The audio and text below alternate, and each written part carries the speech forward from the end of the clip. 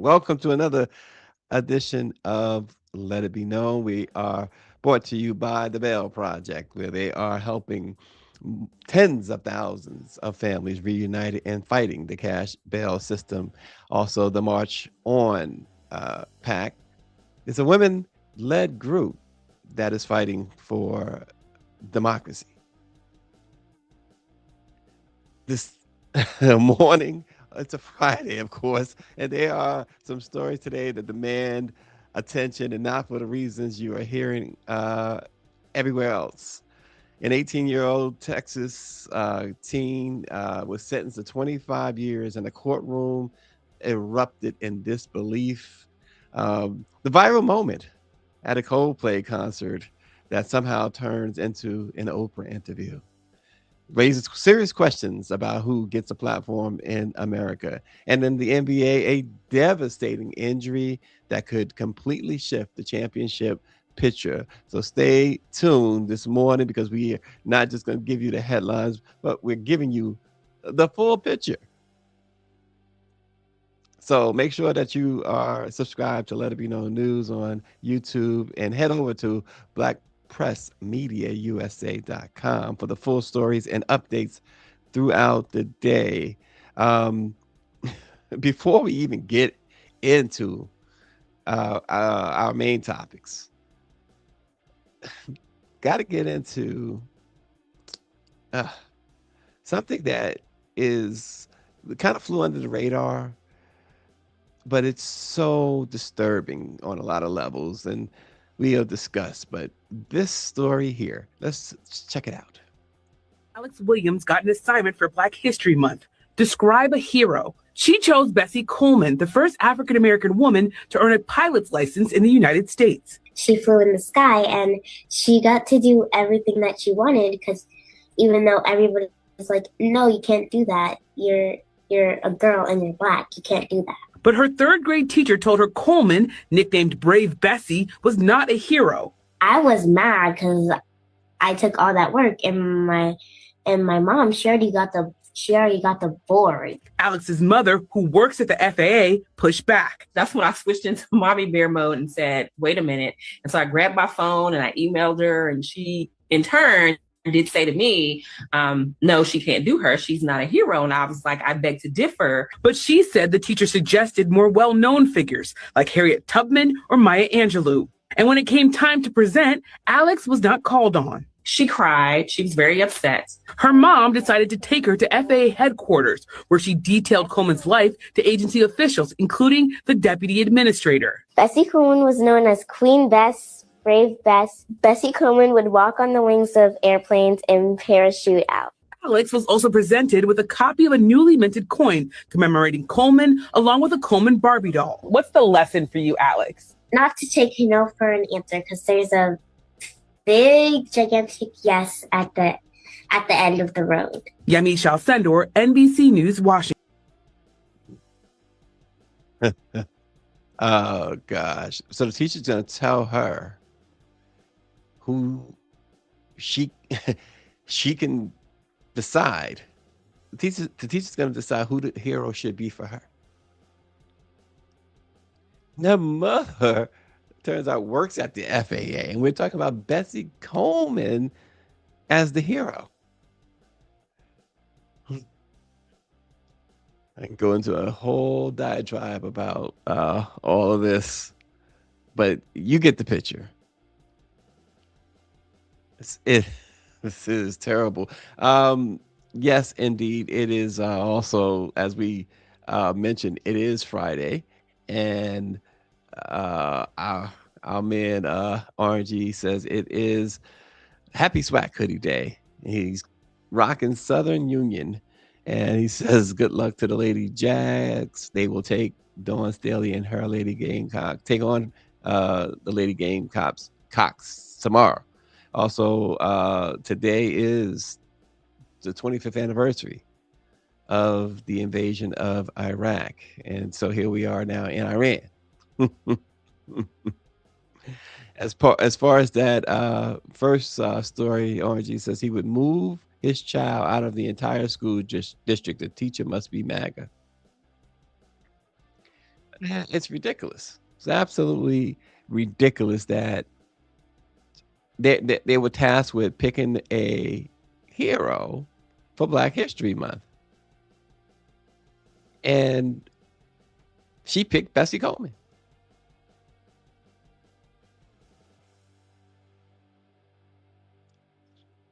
And so that was a problem. Why was that a problem? She trying to tell her who she should and shouldn't pick. Well, then put a list on the board of people that you want to hear about. But even that, how do you restrict her on that? It is absolutely insane what's going on in the US of A. It really is. And you talk about insane. I got a lot of thoughts on this. A whole lot of thoughts on this right here. This is the 18-year-old Caden James Fontenette, who has been sentenced to 25 years in prison after being convicted of aggravated robbery. Aggravated robbery, yes, is the charge here. And it was a convenience store holdup, and prosecutors say that there was a weapon involved, though no weapon was used. And so they said it was violence against the clerk, and under Texas law, that carries, serious punishment. But what's gripping people across the country is not just the sentence, it's the reaction inside that courtroom. The moment the judge handed down the 25 years, the young man's family broke down, of course, as you could imagine. You could hear their pain, you could feel it. And now the debate is everywhere. Was this justice, or was this excessive for an 18-year-old? Because here's the reality. 18, the system sees you as an adult, yes. There's no buffer, there's no second lane. The judge, Raquel West, acknowledged that this must stop. And she told him her sentence was going to be harsh. And she claimed that it's necessary. She told him that he could still come out young enough to rebuild his life. But 25 years is 25 years. Which means that he will be, 43 years old when he gets out? And the coldness of it all. The coldness of it all is what has gotten a lot of people on social media. This woman obviously is in a position to make sure that that Black life don't matter. Should he have been out there committing crimes? Of course not. Of course not. I want to listen in on some of, if it's possible here, to some of what is being said here. And you'll have another chance to send him to prison probably for a longer time. All right, thank you. What is the status of the other two? Are there co-defendants? Have they been charged? They have been charged, Judge, and I have both of their cases, Judge. And they have not been sentenced yet or anything like that? Okay. All right, go ahead, Mr. Coleman. Yeah, I'll be brief. Whether it's the Pine Club Apartments or Rogers Park or a Speedy Mart, you've seen this, and we've seen this in this community all too often. I'm preaching to the choir, Judge. Prayer vigils and advisory committees, all that stuff's fine, but you judge where the rubber meets the road. You are that person that can protect the community from somebody like this defendant. You are that person that can either let him walk out of this courtroom on probation with a piece of paper with conditions and promises that he won't resort to this kind of violence that you saw on that video, or you can ensure that the community is safe by putting him behind steel bars, concrete wall, and razor wire fence. Judge, I'm just asking, I'm not in the habit of begging, but on behalf of this community, I'm begging that you sentence this defendant to prison. The message that needs to be sent to this defendant and his circle of friends and anybody who would want to be like this defendant is that if you pick up a gun with the intent to commit violence, you're going to pick up a 15, 20, 25-year prison sentence, Judge. And I'm just asking that you do this on behalf of people who live at the Pine Club Apartments, who just want to live in peace, People who want to go take a walk at Rogers Park and not be robbed, and somebody that wants to stop at a Speedy Mart convenience store and pick up some snacks without becoming a victim of a robbery. That's all I have, Judge. Thank you, Mr. Coleman. So, Mr. Fontenette, there was a time some years ago that there really wasn't even a question.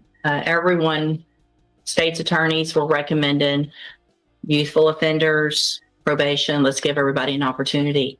And things have just changed in such an incredibly dangerous way with young people doing what I just saw you do on that screen. I cannot imagine the fear that. And here's the thing. We'll go back to it in a moment. It's just black man.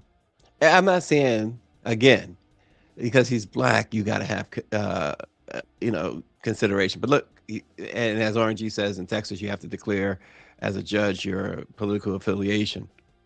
But this woman, and then this Stephen Fetchit prosecutor,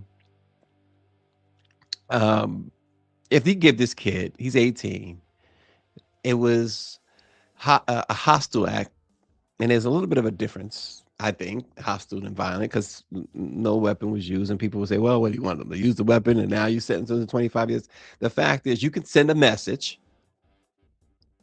You could send them. I don't agree with probation either, so, but you could send a message. 25 years for a nonviolent crime when folks in the Epstein case walking free, or in some cases fines, probation, or whatever. I have a problem with that. And then, of course, the judicial system, the injustice system. And you put a woman like this in front of a defendant like this, and this is what you're going to get. Of aggravated robbery. I'm going to sentence you to a term of 25 years in the institutional division. Come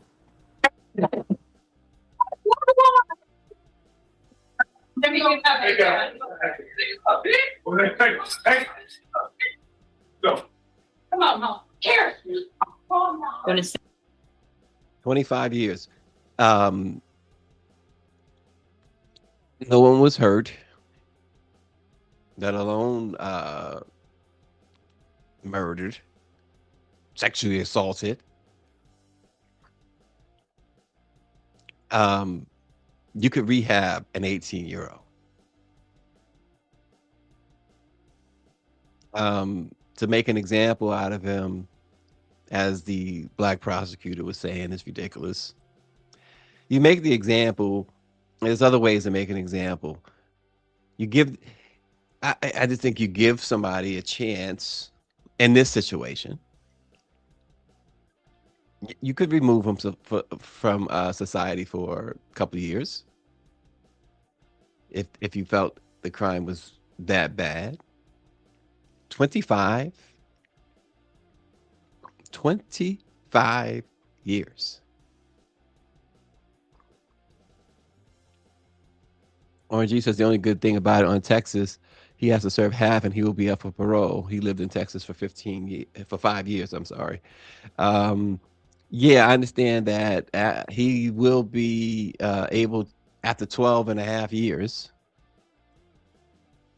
Dr. Nicole says the prison industry and the overall prison complex in the U.S. is totally out of control. The rate of incarceration here outpaces, not almost, it does outpace every other country in the world. And that is the society we live in. And of course, you get a young life like that. And like I said, they have more compassion for the perpetrators of Jeffrey Epstein and his cohorts than they do for kids. And naturally, Epstein's victims were kids. It's a society that cares very, very little about the young. And this is another case of that. And there's a whole lot that could be said there about the judge, about the prosecutor. Something Stephen A. Smith would do, right? Another one. Oh gosh. As Childish Gambino said, this this is America. This is America. I feel for uh, that young man's family. Really do. And then they do stuff like this. And again, who's involved? Who's involved? None other than Oprah. This story is taking a life of its own and says a lot about where we are. A Coldplay concert, a packed stadium, a kiss cam, and suddenly a woman named Kristen Cabot becomes the center of a national conversation. But slow it down, folks. Slow it down. This was not a private moment. This was not hidden. This was a public setting. Tens of thousands of people. Cameras everywhere, and a moment that played out exactly the way moments like this always do. They were caught on camera, seen by everyone. And even the lead for Coldplay joked in real time about what people were seeing. By her own account, too, which she tells Oprah her husband was in the building. Didn't know that before. She says the thought crossed her mind that it might be uncomfortable if he saw her. Hey, that's on you. And yet she stayed in that moment. Now, after the backlash, the criticism, and yes, claims of harassment, nobody's harassing her. The story is taking another turn. Oprah invites her on. And that's where this shifts from, for me anyway, from a viral moment to something even bigger. Because now the question becomes, why this story, Oprah? Why this platform? Why give her this platform? And this is a time when real journalism is fighting to get attention, fighting to bring you real news. Something like this gets elevated to one of the biggest stages in media. And there's another question people are asking, one that doesn't go away. Would this have happened the same way if she was a Black woman? It's not just speculation. That's a real conversation about access, perception, and who gets grace in the public eye. Nope, not piling on. And this is accountability. It's about choices. And it's about how those choices play out when everything is public. She gets up there and says, oh, well, we were separated. Well, if you were separated, still, first of all, look, still makes you a cheater. He wasn't, I guess he was getting a divorce or something. I don't know. But regardless, it's like the kid who gets his hand caught in the cookie jar. You know you caught. And that's how they behave. And now we're gonna make her celebrity feel sorry. She said she's not been able to get a job. Who could trust you right now? And you're not the only one that can't get a job. You were the HR, you were in HR, and then you were with the CEO at a Coldplay concert. And y'all knew what y'all was doing. And here's the thing, you had like I said, you had no expectation of privacy whatsoever at a Coldplay concert. And they do these camera shots, kiss cams, or whatever you want to call it, all the time. You're out in the public space with, you're married, he's married. And Oprah wants to give you this platform to say, oh, I've got harassed, and she says she can't get a job. Boo-hoo. She's entitled, right? And Oprah feeds into that. Oprah does this a lot.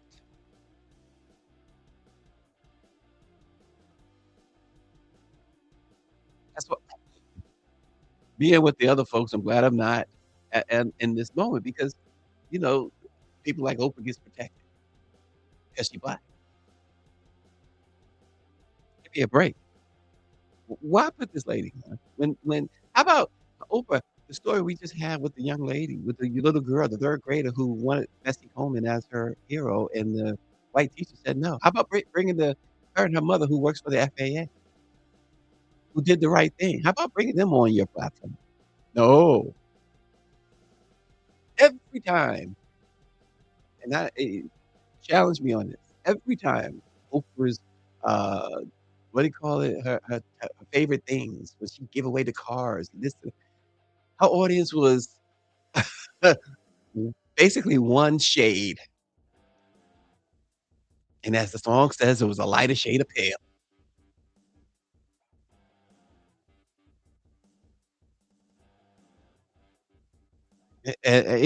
Oprah's just at fault here. Dr. McCall said, "This story is another example of the social media era making something out of nothing and people feeding off the misery of others. It is not a news story. It's page 6 and move on at best." I agree. Not even page 6. This woman does not deserve the attention that of an Oprah platform. How about the affected, spouses? How about give them the platform? That's really a better story that so publicly in front of all these people, they were humiliated. The couple, the cheaters, they they could say they were humiliated, but the humiliation really belongs to the people they were cheating on. But no, that's not where Oprah goes. Not where Oprah goes at all. And we are supposed to feel sorry for this Cabot woman.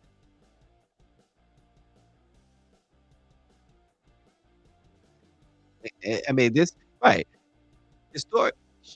So she talks about the publicity she's gotten from it is hurting her. Yet she goes on the biggest platform.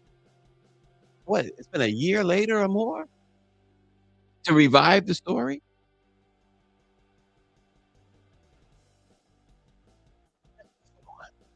It is absolutely insane.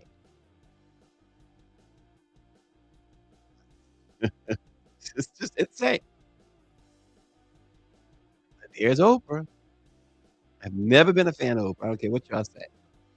And stuff like this is reason why. Stuff like this. The other folks that I was with, they wouldn't. You can't say that. Not about a black icon. Yeah, give me a break. Black people need to learn how to take care of black people better. This is devastating. The NBA, Detroit Pistons star Cade Cunningham, as you see there, playing at an MVP level this season and leading the Pistons to what could be a magical season, is now sidelined with a collapsed lung. It happened fast. He left the game early. Initially, it looked like back spasms, but nothing major. Then the diagnosis came, collapsed lung. The Pistons are sitting at the top of the Eastern Conference, and they have real expectations to make a serious run at the championship. This could change that. How long will he be out? Now, they are now saying that it might be 3-4 weeks, which puts him back in time for the playoffs. But obviously, for Cade Cunningham and his family, the concern is a lot different than what's on the court. And if he's out 6 weeks, it still puts you in the playoffs. But this was a really devastating thing. He went down on that play, and you would think, okay, like they said, back spasm or something. But no such thing. They came back with a serious diagnosis of a collapsed lung. And you just gotta feel for this young man. This guy, they gave the Knicks fits last year's playoffs. They have beaten the Knicks every game they played this season. and they have their sights set on, and they are hoping that the Knicks are able to survive the first round of the playoffs this season so that they can meet, because the Pistons are confident that they're going to win their first round series no matter who they play against, and they want to play the Knicks again, and they want to beat the Knicks, and they want to go all to the championship. Um, and Cade Cunningham is a major piece of that. This guy is truly having an MVP season.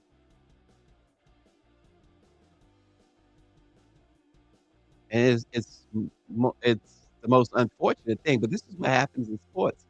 Injuries happen. This one, you feel for Cade Cunningham, and the type of season that he is having, the type of career this young man is already off to.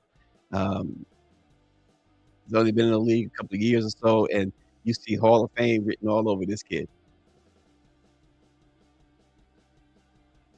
So all the best to them. Obviously, I don't want them to beat the Knicks. I know Orangey has something to say about that, but that's okay. But he also has something to say about Oprah too. If Oprah needs a story, he says 7 out of 10 homes in New Orleans have lead pipes. That is getting close to the Flint, Michigan water crisis. No question about it. And that's the point too. There are plenty of things you can give the big platform to that you should want to give the big platform to. But this Cabot woman, it shouldn't be one of them. Definitely, she should definitely shouldn't be among them. And I like the segue to Flint, Michigan from the Detroit Pistons, because Detroit, Michigan. There you go. Good call, Orangey. Did you see some of the, I'm sure you did, some of the, NCAA March Madness open? There was several upsets, yesterday. Duke almost lost. They were playing Siena, I believe, and, I was watching some of that game, and, Siena just couldn't get a rebound. If they were able to rebound the ball, they would have beaten Duke.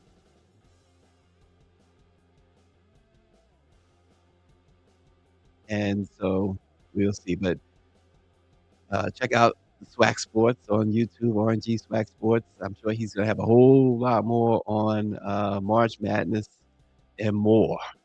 So check that out.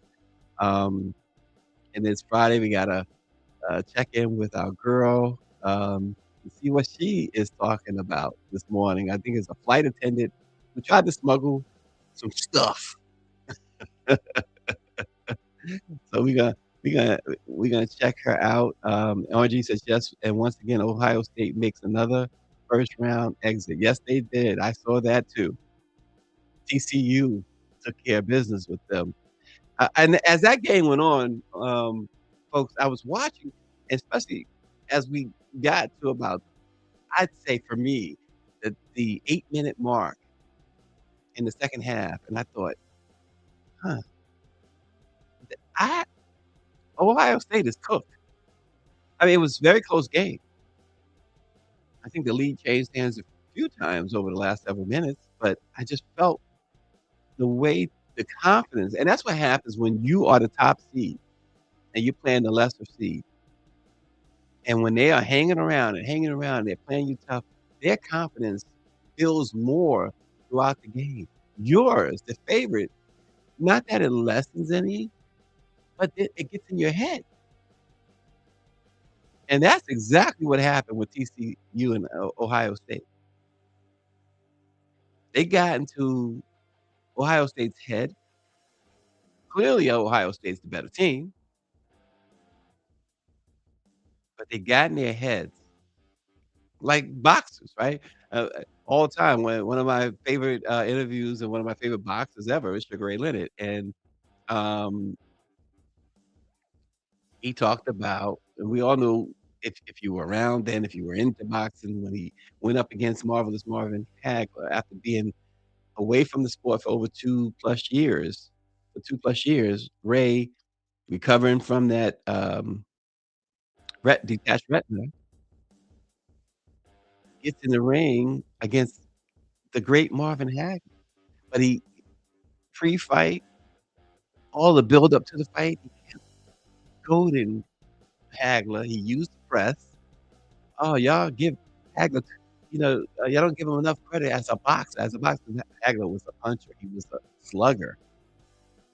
Everybody saw the Tommy Hearns Hagler fight. Everybody who saw that was mesmerized by what they call the greatest 3 rounds in the history of boxing. And most so-called odds makers, those in the game, Ray had no chance. But he kept saying, "Y'all not giving him credit as a boxer, Y'all keep talking about his power." And he knew that if he kept pushing that narrative, there was a chance that Hagler would want to prove that narrative, that he could box. And that's exactly what happened. He got in the ring. Instead of going after Ray the way he dismantled Tommy Hearns, the way he dismantled his other opponents, he boxed with Ray. One of the greatest tacticians of them all, of all time, Sugar Ray Leonard. And by the time Hagler figured out I should try and knock this guy out, slug, he was tired. He couldn't muster it up. And Ray had gotten to his head. He got the momentum and everything else and won the fight. And that's what happened with TCU and Ohio State. TCU got in their heads and won the basketball game and moved on to the next round. Wisconsin got beat. Orangey said he started dancing. He said Wisconsin is overrated. Oh boy, let's check out this story. Johnny has a flight attendant trying to smuggle stuff. Let's check it out. Tuning in to Shawnee's Wild. It's your girl, Shawnee B. And if you're cool, you got to cool. Oh, yeah. Disclaimer. I was minding my own business with my ugly ass. And I saw this caption that said, JetBlue flight attendant was charged with possession with the intent to distribute nearly 70 pounds of cocaine, booger sugar, nose candy, white girl. She was trying to distribute that. And she pretty much was going to check in so she could go fly out. But when she was going to the terminal to access the actual physical airport, she was one of the ones that was picked for a random screening. And when she noticed that, boy, she turned into Floor Jaw. She took off on them. She was like, she took off running.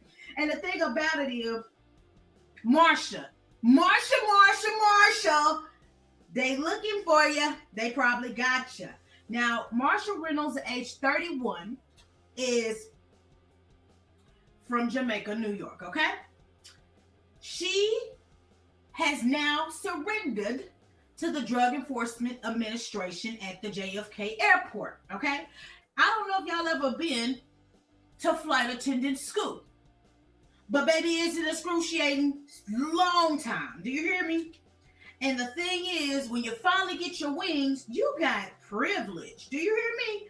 You got privilege. So who would mess up free anything when all you do is spend all your time in the air? You're going in and out of the country. Why would anybody blow that opportunity just to traffic? Especially when you know the rules of trafficking. Now, the thing is, how comfortable does she get avoiding screenings, okay? I'm going to let the news tell you the rest. And we're going to come big and go down a rabbit hole. Let's go. Former beauty queen turned alleged drug mule. She's accused of approaching airport security with what ended up being nearly 70 pounds of cocaine in her bag. A story so bizarre it plays like a scene from a movie. There she is, Marcia Gay Reynolds, a JetBlue flight attendant seen on surveillance video. Dressed in street clothes and using her airline ID badge to get through the known crew member security checkpoint, she's randomly selected for a secondary search. As the TSA officer begins prepping the search, Reynolds, a former track runner, kicks off her heels and bolts. Police say leaving drug-filled bags behind, running down the up escalator and out the terminal. But the story doesn't end there. On Saturday, she flew to New York as a flight attendant on a JetBlue flight and was on the loose for 5 days before turning herself in yesterday afternoon. Today, Reynolds' bail was revoked, and tonight she remains in custody. She may not have been fully aware that what was in the bags. She's facing charges of possession with intent to distribute. Officials say they're now on a lookout for an alleged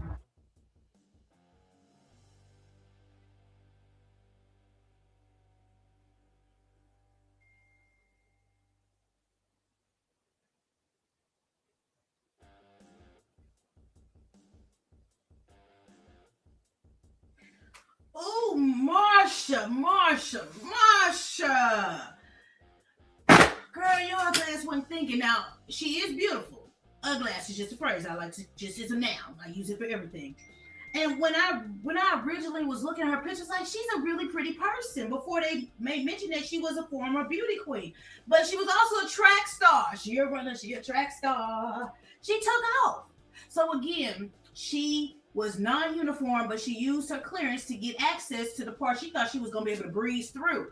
She knew she had the cocaine on her. But baby girl, they already knew it was you. By the time you got up there, they screening, they already knew it was you. Baby, look, what threat was placed upon your head where you said, all right, I'm going to get these kilos to you? I'm not putting myself in no position like that. You did turn yourself in, so at some point you do feel accountable. But at the end of the day, you fled. You tried to dip, baby. Dip, come on now. They're looking to see who you was getting that shipped to or shipped for, ma'am. And now it's going to put you in a real ugly-ass position because anything you say moving forward will be deemed as snitching. But I'm sure you don't want to go to jail for that amount of cocaine because you're not going to get out. Maybe they said, this is your first offense, you good.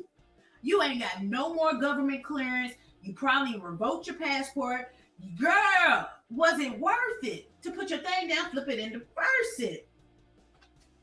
70 pounds? How many times have you done this? You had got real good at it because you knew when they did that random screen that you said, oh shit, I gotta go. Like you knew, but you had bypassed the system so many times, they probably gave you more and more cocaine every time you passed through. But that's when we get too privileged and too entitled with these jobs and these allowances that they allow us to have when they tell us, oh, y'all can come through. You can just tell them as a mercy. We'll skip you. We won't TSA you. We'll let you slide. But hell, that's where the trafficking is happening with your own employees. I don't know, Marsha. I don't know what's your fate. That's a lot of drugs. And if you don't tell them what they want to know, they're going to slap that on you. They said they already revoked your bail. Girl, you in there. You in there. Yeah. But if that's what you chose for you, I can't knock it. You knew the repercussions and you did it anyway. At this point, you just got to sit down and wait on what your fate is. I hate the fact that this is how you made your money outside of how you made your money. But this goes back to people have some of the best jobs and still are underpaid. So they make side decisions that aren't their best interest. But that's how they survive. So making my way downtown, walking fast. That is you. You walking fast in that courtroom. But I wish you luck with this because again, she's not gonna be the first story. She's not gonna be the last. But we all have choices in life, and when we make the wrong one, we got to deal with the consequences. I wish you luck, Marsha. Maybe they'll go light on you. But I don't know. But I'm just the messenger. It's your girl, Shawnee B. If you're cool with your girl, down fool with your girl, make sure you check out the website of mine. Yes. www.shawneebentertainment.com. Check out the fan gear, option to drop donations, never any pressure to do either of those two because I see the likes, the shares, the comments means the world to me. So I just want to tell you thank you from my lips to your ears for rocking with me. Y'all can be anywhere in the world, but y'all keep me company. And I appreciate your time, okay? Hop in the comments. do you feel that she just got too relaxed with her job permissions and her job authority? Because it sounded like if she would have got through there, she wouldn't have turned around and said, "Oh, I shouldn't have did this." She would have been like, "Yes, we got him this time." And whoever she's trafficking for would have paid her. And I'm sure for that amount of drugs, she about to be paid. She might have went on sick leave on y'all if she would have got that through. But like I tell y'all, people are going to make decisions because they need money, the $100 bills, y'all. So even if they have to spend the rest of their life in jail or die behind it, they're going to try it because the risk is worth the reward. I'm just not that courageous because I don't want to go to jail. They'll take it from me. And after a while, you get tired of fighting. You just got to give it to them, okay? But Martha, wish you luck. Wish you luck. But until next time, next story. Wow. Yeah, that is quite the story. Quite the shame to put yourself in that position. And she fled too, so you knew she wasn't going to get bail. Once you run away, that's all the prosecutor needs to know, and the judge goes right along with it. Oh gosh, terrible stuff there. But subscribe to your girl Shiny B's YouTube, TikTok, and check out our website. Some good stuff, her appearances and things of that nature. And we got to have her on here in person soon. So let's stay tuned, folks, as we share news you can use. But these are the stories shaping the conversation right now. But the real stories happen when you go deeper. So make sure you subscribe to Let It Be Known News right here on YouTube. Visit blackpressmediausa.com for full coverage, updates, and stories you won't get in other places. I mean, at least you get them as they happen. That's for sure. And again, thanks to our prime sponsors, the Bell Project. They continue to help folks, 40,000 and rising.